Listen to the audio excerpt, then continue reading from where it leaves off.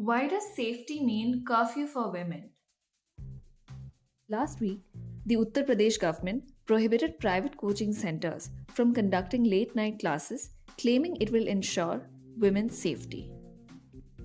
The directives, part of UP government's Safe City project, have been heavily criticized by social media users.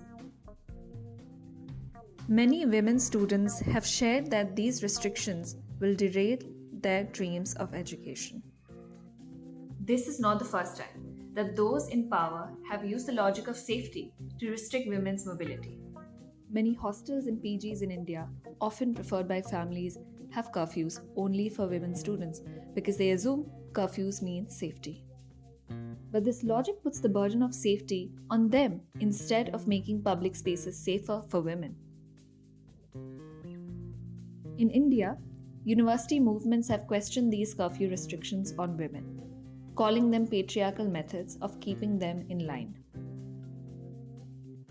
In fact, women across the country have started to reclaim public spaces by going out late at night.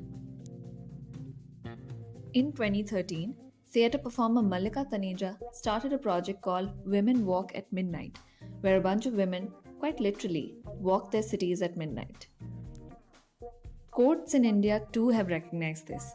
In 2022, the Kerala High Court said that curfews in hostels are a patriarchal practice. Globally, women have challenged the idea of women's restriction from public spaces.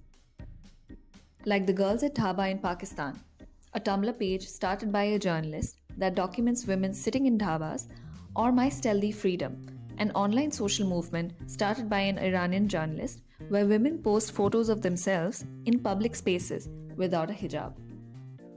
Curfews on women not only shrinks public spaces for them, but also debars many from accessing basic university services and also the freedom to work.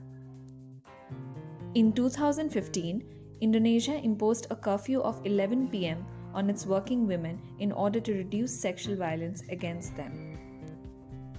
But activists noted that such curfews not only take away the basic freedom of movement, but represses women who have to work night shifts to support their families. Earlier this year in India, the Karnataka government passed a bill to let women work night shifts at factories. Are women not safe then? When more women occupy public spaces, women say they feel safe. So perhaps making more spaces accessible and safer for women rather than barring them from using these spaces, the solution. What do you think?